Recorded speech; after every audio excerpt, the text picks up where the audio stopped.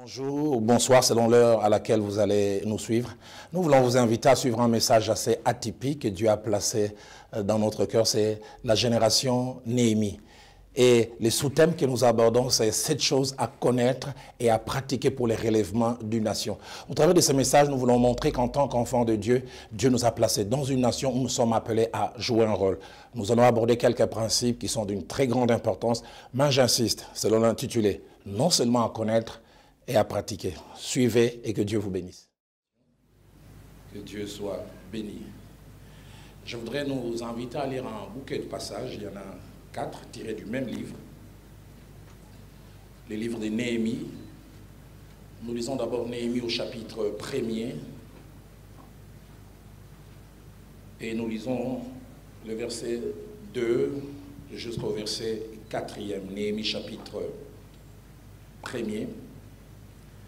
Versets 2 à 4. Anani, l'un de mes frères, et quelques hommes arrivèrent de Juda.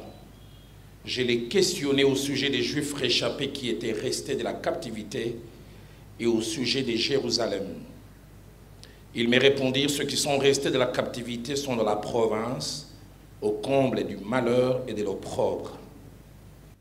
Les murailles de Jérusalem sont en ruine et ses portes sont consumées par le feu. Lorsque j'entendis ces choses, je m'assis, je pleurai, et je fus plusieurs jours dans la désolation. J'ai jeûné et je priais devant le Dieu des cieux. La seconde portion, nous lisons toujours Néhémie, au chapitre 2, et là notre lecture va aller du 1er au 6e verset. Au mois de Nissan, la 20e année du roi Artaxerxès, comme les vins étaient devant lui, je pris le vin et je l'offris au roi. Jamais je n'avais paru triste en sa présence. Le roi me dit, pourquoi as-tu mauvais visage? Tu n'es pourtant pas malade, ce n'est peut-être qu'un chagrin de cœur. Je fus saisi d'une grande crainte. Et je répondis au roi, que le roi vive éternellement. Comment n'aurais-je pas mauvais visage lorsque la ville où sont les sépulcres de mes pères est détruite et que ses portes sont consumées par le feu? Et le roi me dit, que demandes-tu? Je priai le Dieu des cieux, et j'ai répondu au roi, si le roi les trouve bons, et si ton serviteur lui est agréable, envoie-moi en Juda, vers la ville des sépulcres de mes pères, pour que je la rebâtisse. Le roi auprès duquel la reine était assise me dit alors, combien ton voyage durera-t-il, et quand seras-tu de retour? Il plut au roi de me laisser partir, et je lui fixai un temps. La 3e et avant-dernière portion, toujours Néhémie au chapitre 4, cette fois-ci, nous lisons le 1er verset, et puis nous lisons la fourchette allant du verset 6 au verset 8. Lorsque Sanballat apprit que nous rebâtissions la muraille, il fut en colère et très irrité. Verset 6, nous rebâtîmes la muraille qui fut partout achevée, jusqu'à la moitié de sa hauteur. Et le peuple prit à cœur ce travail. Mais Sanballat, Tobija, les Arabes, les Ammonites et les Asdodiens furent très irrités en apprenant que la réparation des murs avançait et que les brèches commençaient à se fermer. Ils se liguèrent tous ensemble pour venir attaquer Jérusalem et lui causer du dommage. Et puis enfin, nous terminons avec Néhémie chapitre 6. Du verset 15e jusqu'au verset 16, 2 versets. La muraille fut achevée le 25e jour du mois d'Élul, en 52 jours. Lorsque tous nos ennemis l'apprirent, toutes les nations qui étaient autour de nous furent dans la crainte.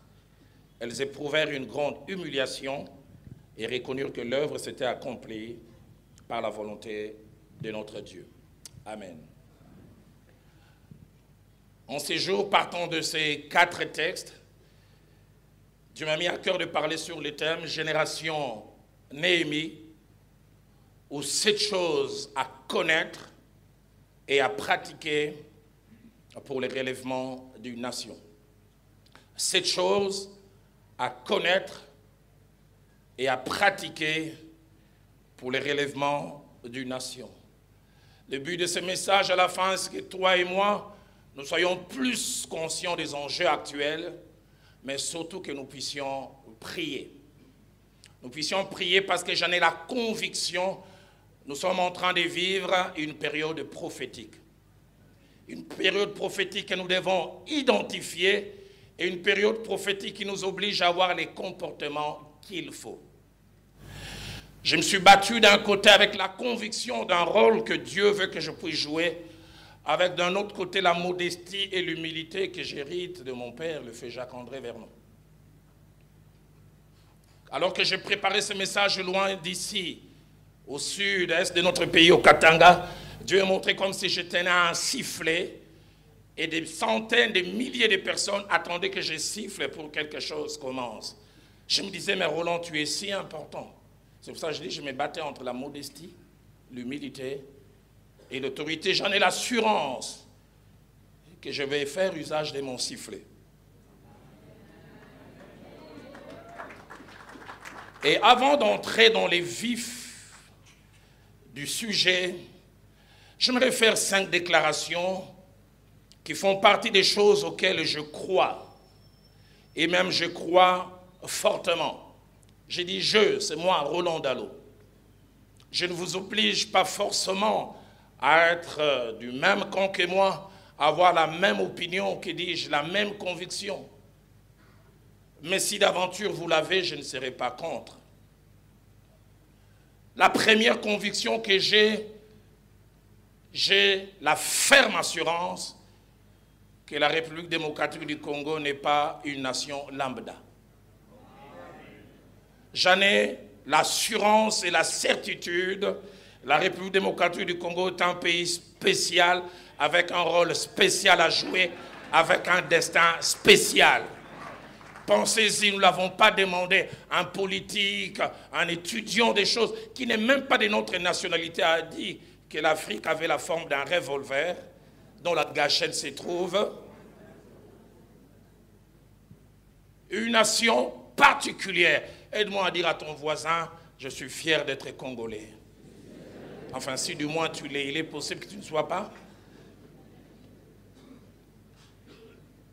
Deuxième opinion forte que j'ai comme conviction, c'est que tout ce que nous sommes, tout ce que nous avons, richesse du sol, richesse du sous-sol, notre flore, notre faune, les eaux en grande quantité. Certains parlent que la prochaine guerre, ça sera la guerre des eaux.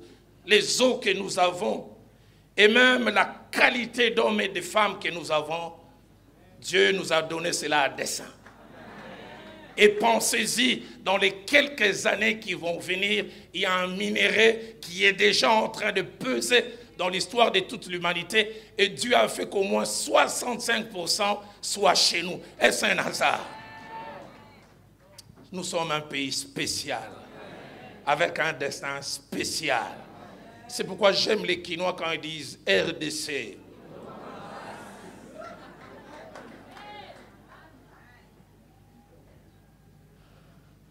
Troisième chose à laquelle je crois, et je crois fortement, je crois qu'aucun homme, aucun groupe d'hommes ne peut étouffer et faire avorter les plans de Dieu pour les Congos. Je suis né à peine en 64 dans un coin reculé appelé Wemboniama. Si vous ne connaissez pas, je vous donnerai un petit cours de géographie à la fin du culte. Mais j'ai appris de par mon père et les autres tous les plans que les gens ont fait pour balkaniser ces pays, pour scinder ces pays en plusieurs morceaux. Ils n'ont jamais réussi. Et je dis encore, ils ne réussiront jamais. Ce qu'ils n'ont pas pu faire hier, ils ne le feront ni aujourd'hui, ni demain.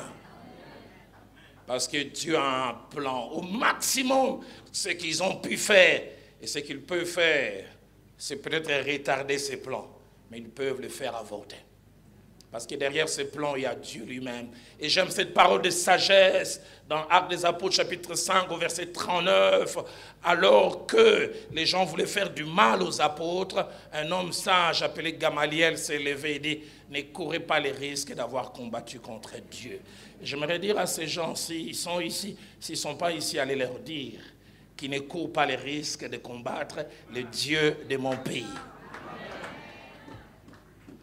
Quatrième déclaration forte que je voudrais faire. Je ne crois pas que la République démocratique du Congo, avec ses multiples changements de nomenclature, sera toujours un pays d'occasion ratée.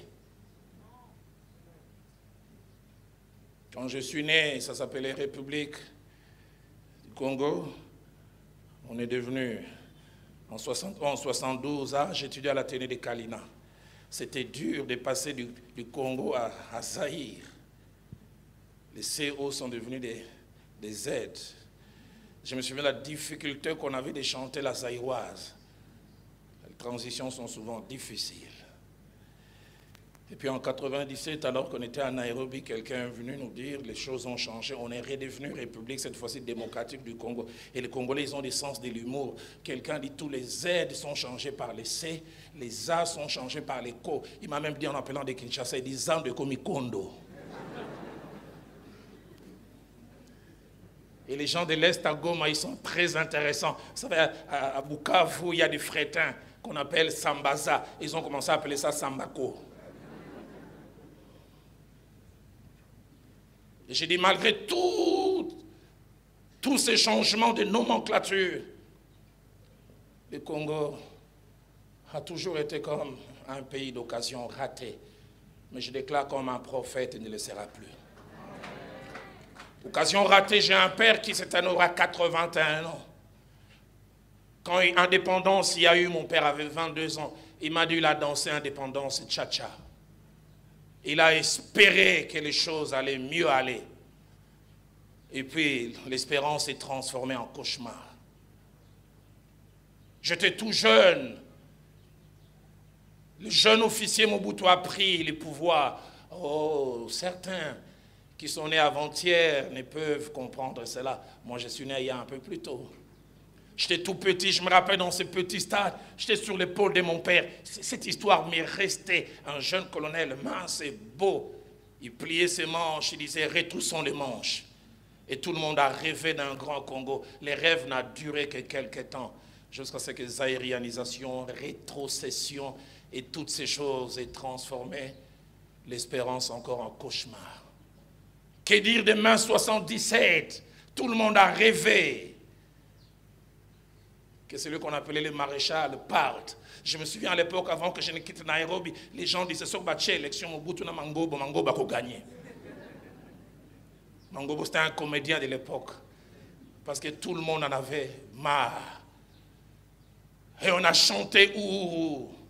Et le plus étonnant, c'est que quelques mois après, celui qui était devant et qui conduisait ce groupe a appelé ce groupe un conglomérat d'aventuriers, pas nous, lui-même. Conglomérat. Et puis il semble que c'est quelqu'un qui parlait très bien français. Quand il disait conglomérat, il savait de quoi il parlait. Quand il disait aventurier, il savait de quoi il parlait. Occasion ratée. Mais je déclare du haut de cette chair, mon pays ne continuera pas à être un pays d'occasion ratée. Si tu es d'accord avec moi, aide-moi à dire Amen. Amen. Cinquième déclaration forte que je voudrais faire, c'est que je crois à la puissance des saisons. La puissance des saisons qui ne demande pas la permission. Les saisons s'imposent. Et je crois à la saison du relèvement. Je crois à la saison d'un nouveau départ. Je crois en cela. Ecclésiaste 3, verset 1er, ainsi que verset 3e, dit il y a un temps pour tout. Un temps pour toutes choses sous les cieux. Un temps pour tuer, un temps pour guérir. Un temps pour abattre et un temps pour bâtir. La version française courante dit un temps pour démolir et un temps pour construire. Et c'est pourquoi Dieu m'a dit, parle de la génération Néhémie. Néhémie qui est notre modèle, notre exemple. Dieu s'est servi de lui pour changer la condition des Judas en un temps où les gens n'espéraient pas un changement. Néhémie, il a enlevé la honte à tout un peuple. Être congolais. Des fois, on a difficile à présenter son passeport à certains endroits. J'arrive un jour à Libreville en 2002 à l'aéroport. On dit, Tous les Congolais m'ont dit la RDC, passez à gauche. On pensait qu'on avait des privilèges. Et puis on dit encore de ces Congolais que les pasteurs passent encore à la gauche de gauche. Ils ont dit les plus dangereux, ce sont eux. Je reste là, je dis Mfumunzambu, tout ça dit ça. Seigneur notre Dieu, aide-nous. Honte.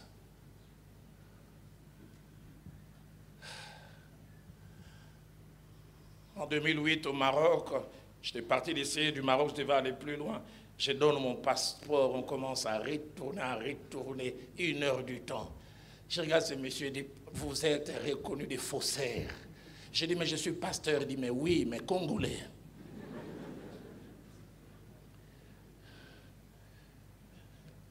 Par Néhémie, la honte a été enlevée. Par Néhémie, la tête du peuple, courbée longtemps, s'est redressée. Par Néhémie, un peuple qui avait perdu la fierté, l'a retrouvé. Par Néhémie, Dieu a accompli l'impensable, l'impossible. Car à la fin du récit, là où il y avait la honte, le muraille, symbole de la protection de la fierté, était non seulement de retour, mais la Bible dit dans Néhémie 6 au verset 16, lorsque nos ennemis l'apprirent, toutes les nations qui étaient tout autour de nous furent dans la crainte. Une autre version disait, éprouvèrent une grande humiliation.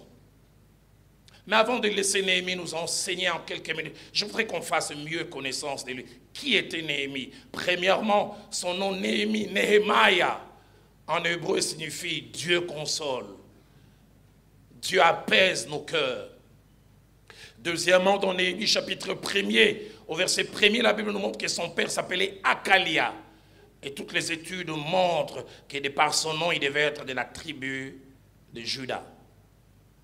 Troisième chose, Néhémie au chapitre 2, au verset 3, nous donne une information importante qui nous fait comprendre que ses ancêtres ainsi que sa famille devaient être habitants de Jérusalem. Pourquoi? Parce que quand il demande au roi la permission de retourner, écoutez ce qu'il dit, je vais aller travailler où? Dans la ville où sont les sépulcres de mes pères. Une autre version dit, la ville où mes ancêtres ont été enterrés. Quatrième information, Néhémie chapitre 1er, au verset 11, nous dit qu'il était échanson. L'échanson, c'est celui qui était toujours à côté du roi et qui goûtait à chaque chose qu'il devait soit boire ou manger. Mais au-delà de ces rôles un peu protocolaires, les chansons étaient une sorte d'intendant. C'est lui qui gérait toute la maison du roi. Du reste, la personne parole de vie dit, j'étais responsable de la maison du roi, pour dire qu'il était responsable à un haut niveau. Cinquième information, c'est que son travail de reconstruction, comme la Bible le montre, a commencé dans Néhémie chapitre 2, verset 1er, lorsqu'il est retourné, c'est-à-dire la 20e année du roi Artaxerxès. Cela veut dire 13 ans après que Esdras, nous en avons parlé un peu jeudi, ait commencé le travail de la reconstruction du temple. Et sixième et dernière information, le travail d'Esdras et le travail de Néhémie se complètent. Esdras, qui est venu 13 ans avant, a fait un travail spirituel. Il a rebâti les temples, mais il a remis aussi le culte au centre. Alors que Néhémie, quand il est venu, lui, c'était une reconstruction physique, pour ne pas dire civile.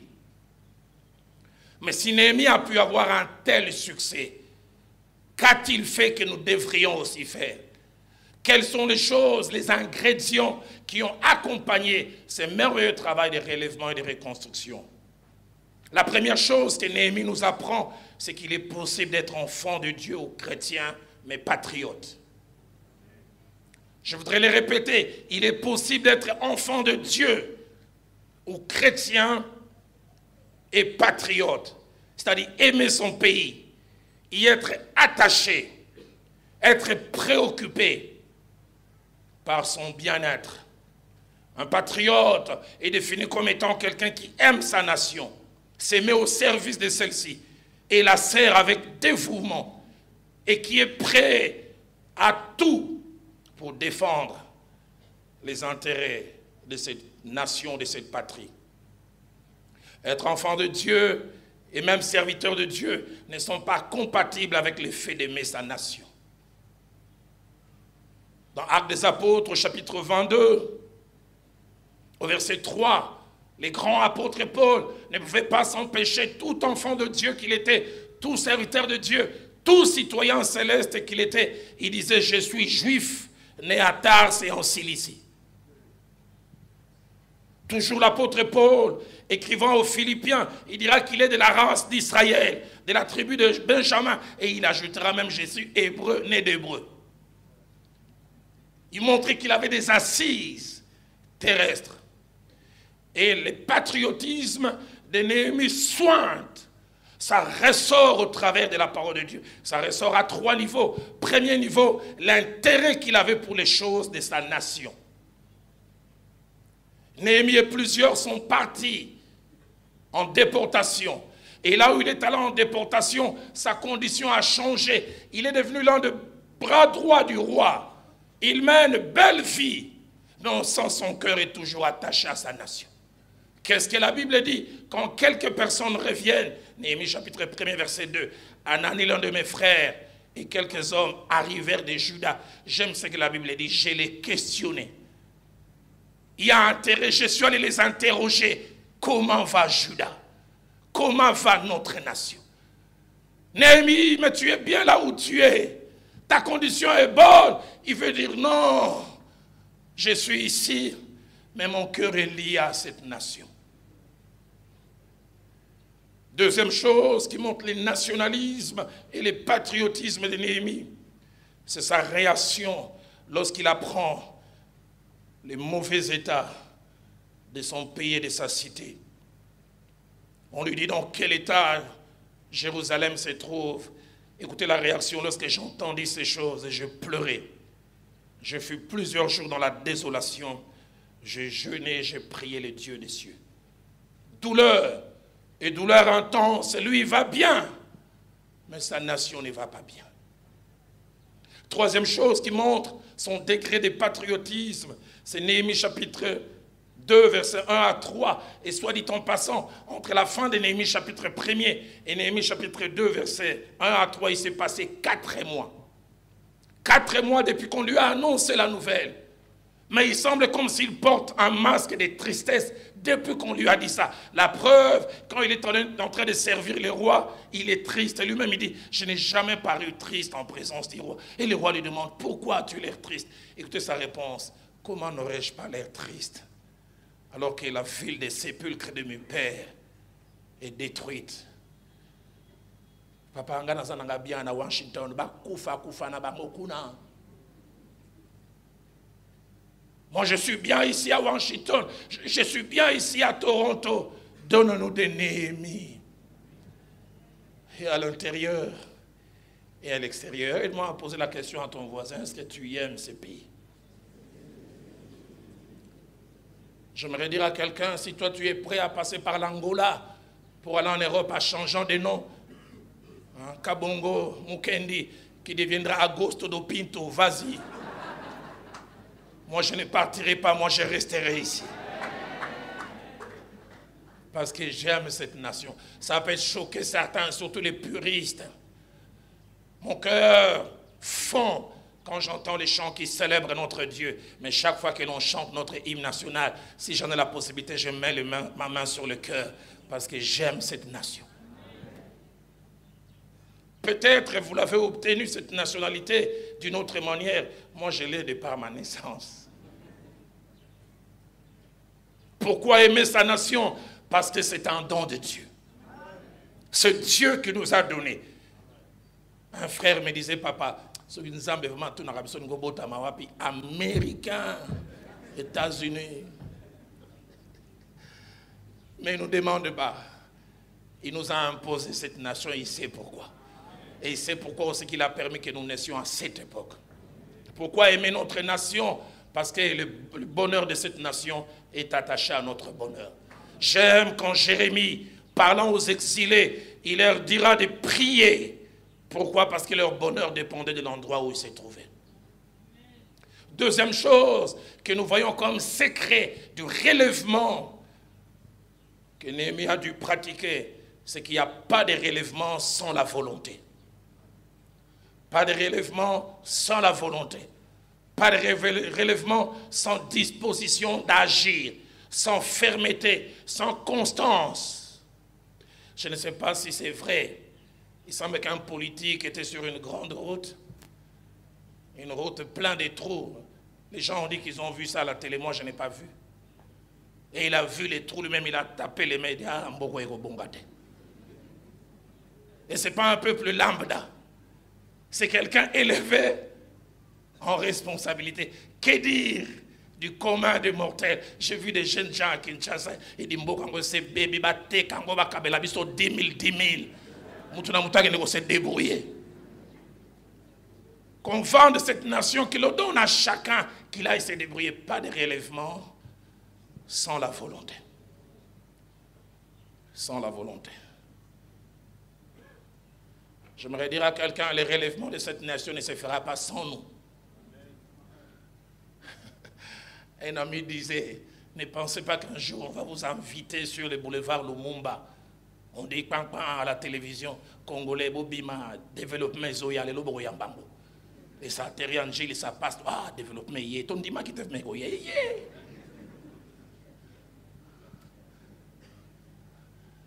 Ça ne se fera pas sans nous. Et pour que ça se fasse, il faut la volonté. Dans Néhémie chapitre 2, au verset 5, nous voyons la volonté de Néhémie. Il dit au roi, envoie-moi en Juda vers la ville des sépulcres de mes pères. Et j'aime ce qu'il dit, pour que je la rebâtisse. Je ne veux pas qu'elle reste ainsi. Je veux que les choses changent. Je veux que les choses soient différentes. Donne-nous des gens qui veulent que les choses changent. Donne-nous des gens qui sont prêts à faire des choses pour que les choses changent. Et j'aime beaucoup ce que Néhémie chapitre 2, verset 10, parlant de Néhémie, comment non seulement on les qualifie, à la limite même on les caricature. On lui parle de l'homme qui est venu chercher les biens des enfants d'Israël. Les biens des enfants d'Israël. Un ami me disait, il y a une vague qu'on est en train de vivre présentement. C'est quasiment la même vague, semble-t-il, qu'on avait vécue entre mai et décembre 1997. Des retours des gens. J'ai pris que ceux qui reviennent, viennent non pas pour se remplir les poches, mais viennent pour chercher le bien du Congo. J'ai pris que les gens ne viennent pas avec l'idée, si c'est avec ce désir que vous venez, pauvre type. Et j'ai pris que mon Dieu vous fasse connaître une désillusion. Donne-nous des gens qui veulent rebâtir cette nation. Troisième chose, troisième secret que Néhémie a dû utiliser et qui a fait que sa nation a été rebâtie, pas de relèvement sans diagnostic. Pas de relèvement sans diagnostic ou prise de conscience du degré ou du niveau de destruction. Celui qui rebâtit sans diagnostic investit pour rien, passe son temps, perd les moyens, perd toute autre chose. Avant de rebâtir, il faut savoir qu'est-ce qui a été détruit. Jusqu'où ça a été détruit. Dans Néhémie chapitre 2, verset 13, il vient pour rebâtir, mais la Bible nous montre ce qu'il a fait. La Bible dit, j'ai monté des nuits et j'ai examiné les murailles détruites. J'ai considéré. Une autre version dit, j'ai examiné attentivement. Si nous voulons rebâtir, nous devons d'abord aller, qu'est-ce qui a été détruit? Et moi, je peux le dire, avec mes petits 54 ans, dans un mois, j'en aurai 55. Mon pays est multimalade. Malade sur le plan infrastructure, malade sur le plan économique, la corruption. Corruption terrible.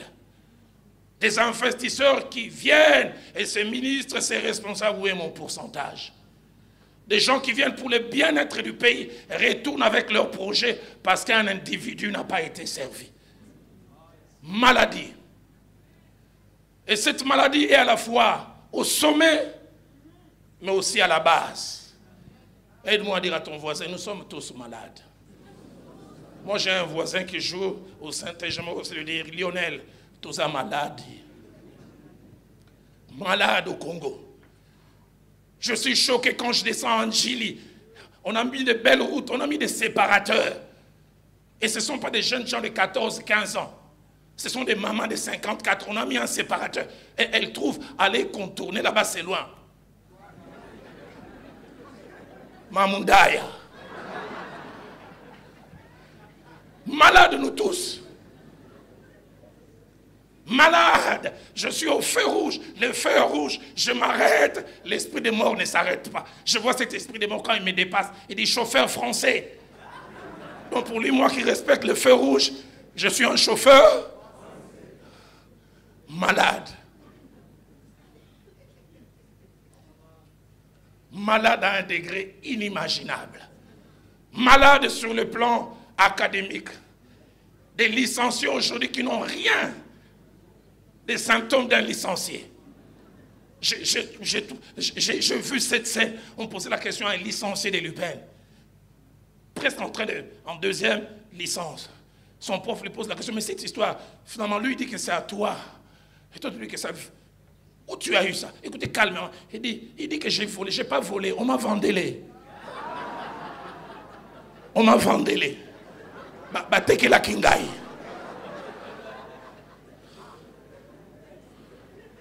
Licencié. Qu'est-ce qu'on peut espérer? Que dire du degré de l'enseignement? Un ami me dit, je vais aller inscrire mon fils de 5 ans dans une école. Et je rencontre, lui c'est l'enseignant principal. Et puis le monsieur dit, oui. Je suis sire de ce que j'ai dit. Il dit, ok. Sire. Et lui aussi a dit, je suis sûr que ma fille n'étudiera pas ici. Un enseignant qui dit, je suis sire. Qu'est-ce qu'il va apprendre à mes enfants? Les Kinois, na sire, na Jésus nangai. Jésus nangai. Nous sommes on en rigole, mais on est malade. Un frère qui est ici, il a fait faire des tests, examen d'état, la partie pratique, en biologie et chimie. Il entre, papa José, je peux citer son nom. Il a un candidat, il dit, explique-moi la photosynthèse, c'est quoi? Et mitochondrie, mitochondrie. Mais il dit finalement, comment tu arrives en 6e biochimie vieux? En 6e PIDA, à sommet l'habilité à COP, à tout dans la question autour là. Et c'est ça nos citoyens. C'est ça nos enseignants. C'est ça le futur cadre de demain. Et de dire à ton voisin, notre pays est malade. Même très malade. S'il y avait Jeux olympiques de corruption, le Congo aura la médaille d'or. Si la corruption était une course de 100 mètres, Usain Bolt ne va pas gagner. Le Congo va les battre. Se tromper dans les diagnostics n'est pas une bonne chose. Cela peut être préjudiciable. Quand nous trompons dans les diagnostics, nous apportons les soins là où il ne faut pas. J'aime ce que les médecins disent. Les médecins disent, tout est dans le diagnostic. Parce que si tu rates les diagnostics, tout est fini. Quelqu'un fait une maladie qui présente à la fois la fièvre et des maux de ventre, fièvre typhoïde, mais tu ne vois pas cet aspect. Toi, tu vois seulement la malaria. Tu vas soigner la malaria, et puis demain, il y aura une occlusion intestinale. Pourquoi? Parce que l'essentiel a été ignoré, que Dieu nous donne des dirigeants qui voient jusqu'où nous sommes malades et qui apportent la panacée qu'il faut. Si nous faisons un mauvais diagnostic, le vrai mal continuera à faire son chemin. Si nous faisons un mauvais diagnostic, plusieurs choses seront perdues, les moyens, le temps et l'énergie. On mettra les moyens là où il ne faut pas, l'énergie là où il ne faut pas, et le temps là où il ne faut pas. Et je peux les crier, le premier chantier du Congo, c'est l'homme. L'homme congolais. Des petites choses que nous ne faisions pas hier, ça devient des miracles aujourd'hui. Les gens jettent des papiers partout, les sens de la propriété, il n'y a pas. J'ai parlé hier avec un ami, il dit il atterrit en Amérique du Nord, il finit de boire un jus, il jette, quelqu'un lui dit, tu n'es pas d'ici, hein? Seigneur, soigne les Congolais. Et commence par Roland Dalo. Malade jusqu'à la moelle épinière, les Ndekoya, qui ne respectent pas la ligne, l'ordre. Oui, binga.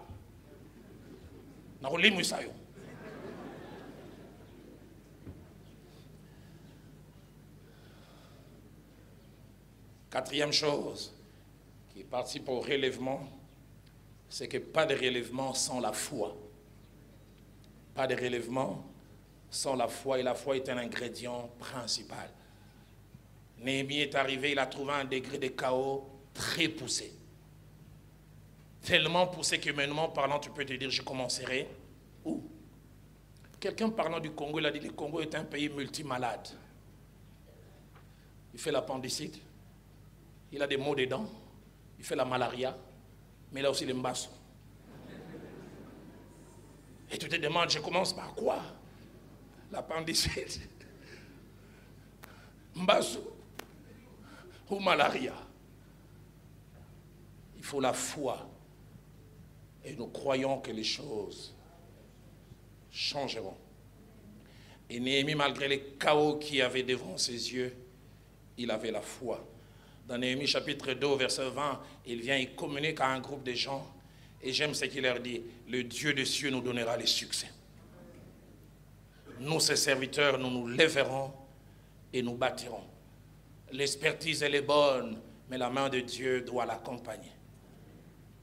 Les hommes qui ont toutes sortes de qualités, c'est bon.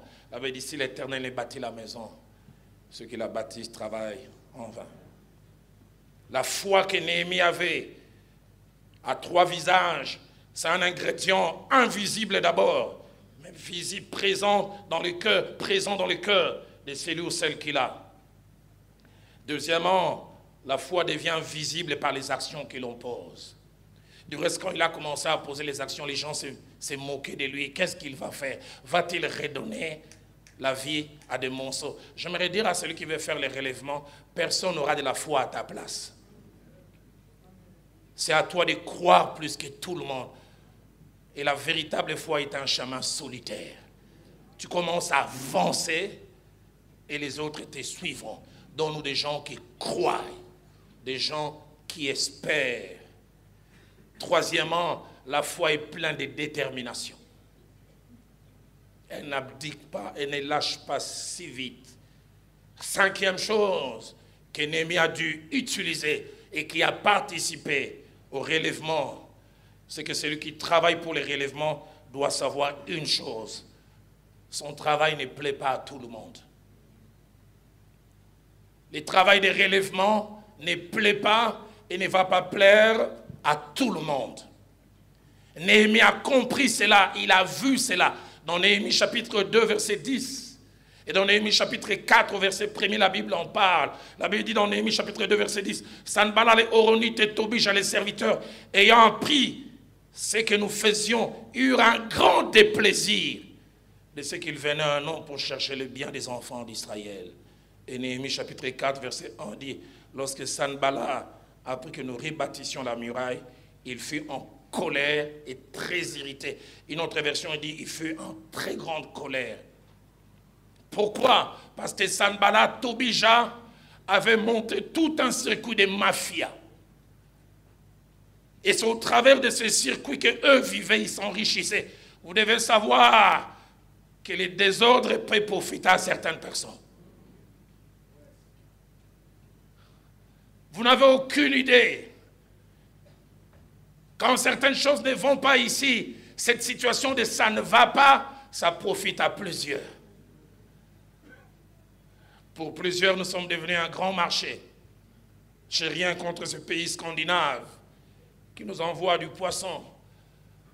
Souvent, quand je vais au Katanga, je mange du capolo. Oui.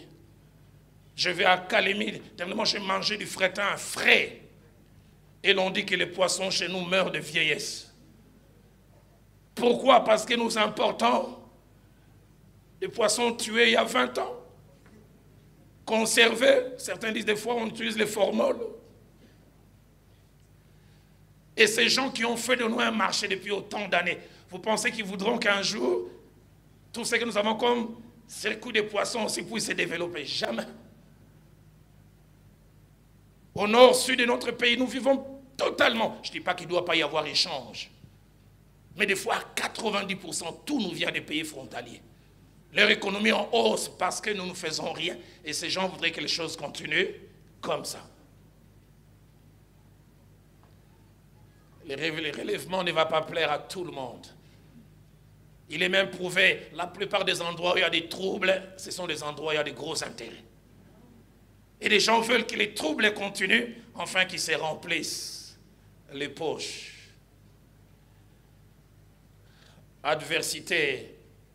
Sanballat Tobijah disent non que les désordres continuent, pour que nous continuions à faire notre travail. Et dans cette adversité que Néhémie a connue, et que peut-être aussi nous connaîtrons, il y a 4 types d'adversaires.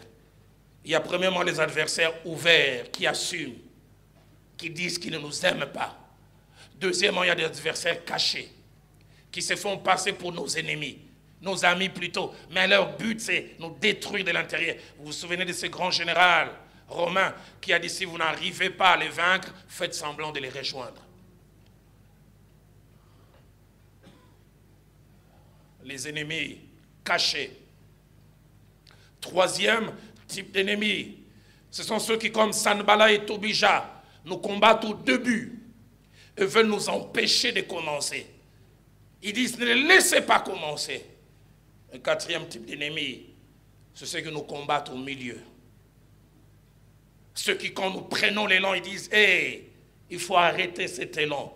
Néhémie chapitre 4, versets 7 à 8, écoutez ce que la Bible dit. Sanballat, Tobijah, les Arabes et les Ammonites, ainsi que les Asdodiens, furent irrités en apprenant que la réparation des murailles avançait.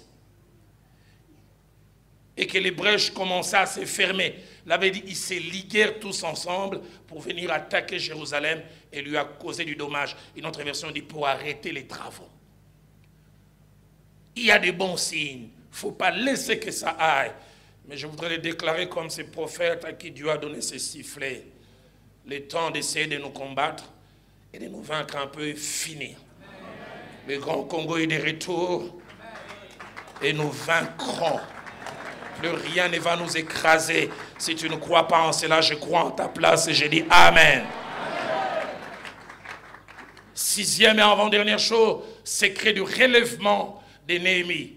Qui veut relever doit savoir commencer. Doit savoir commencer. Commencer quelque part. Poser les premiers actes. Et le commencement des fois est invisible en termes de résultats. Les gens ne verront pas forcément. Commence. Et quand Néhémie est venu en lisant la parole de Dieu, il a d'abord commencé par sarcler, enlever tout ce qui avait comme détritus, immondices. Et déjà la propriété était de retour. Rien n'était debout. Et les choses ont commencé à changer. Et je voudrais dire à notre peuple, soyons patients. Nous n'aurons pas tout de suite. Les choses se feront pas à pas.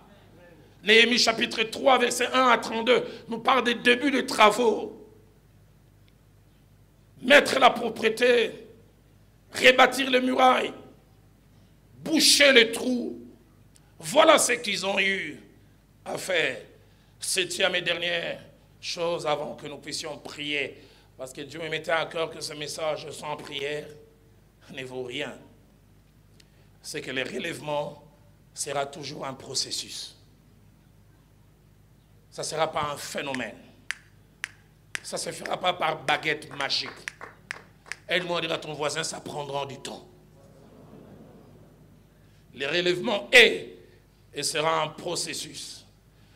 Ça ne se fait pas et ça ne se fera pas en un seul jour.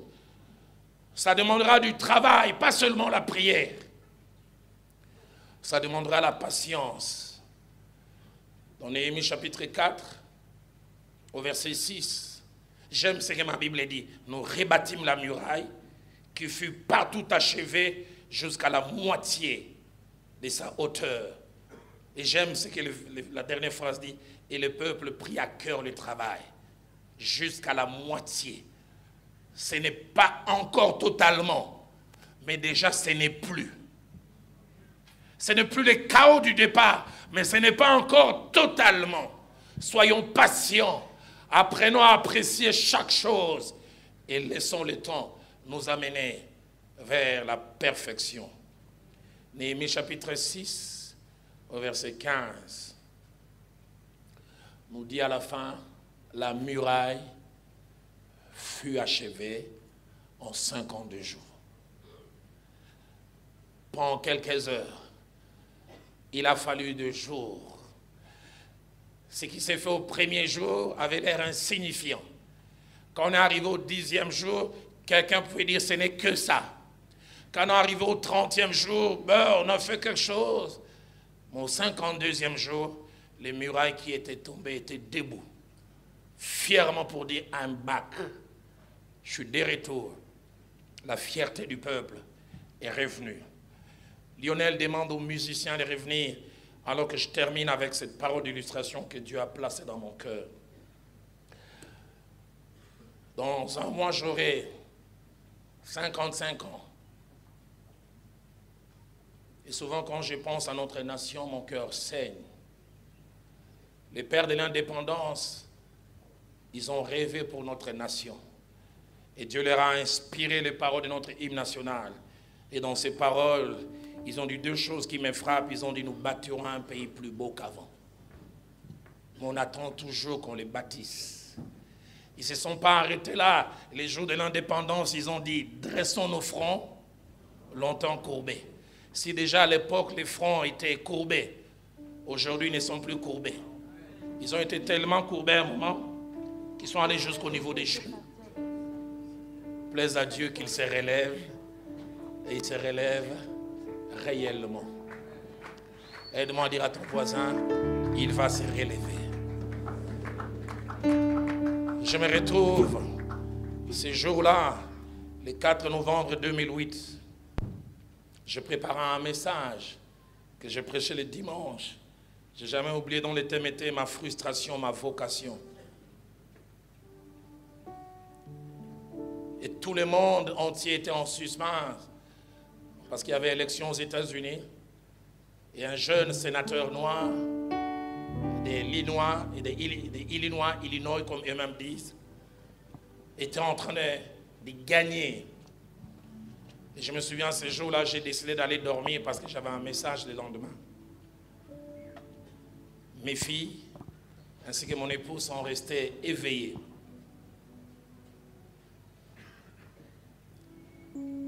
Vers 3h30, 4h, je les ai entendues crier.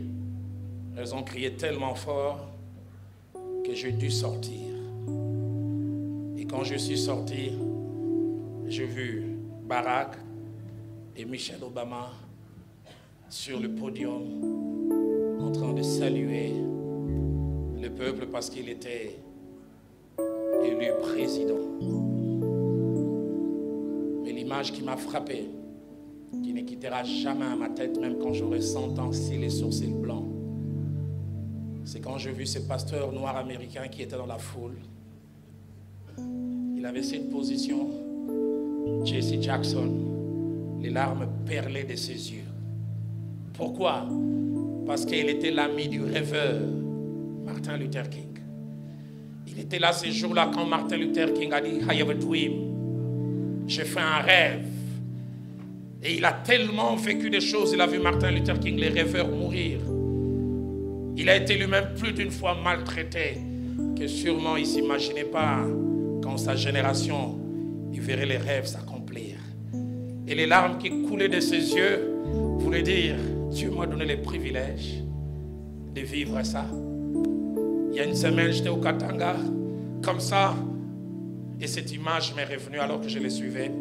Dieu m'a dit, Roland, tu as 55 ans l'année prochaine, comme Jesse Jackson, tu vivras l'accomplissement du rêve du grand Congo.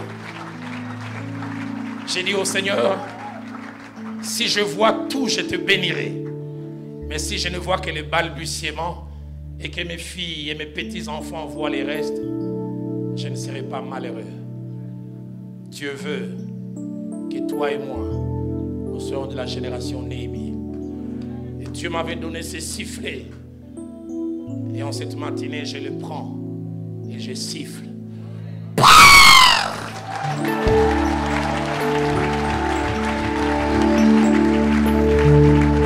Je ne sais dans quelle position tu vas te mettre durant les 5 minutes qui suivent. Malgré l'habit que Dieu m'a donné pour toi aujourd'hui, il m'a dit, Roland, quand tu prieras pour ta nation, j'aimerais que tu te couches. Couche-toi.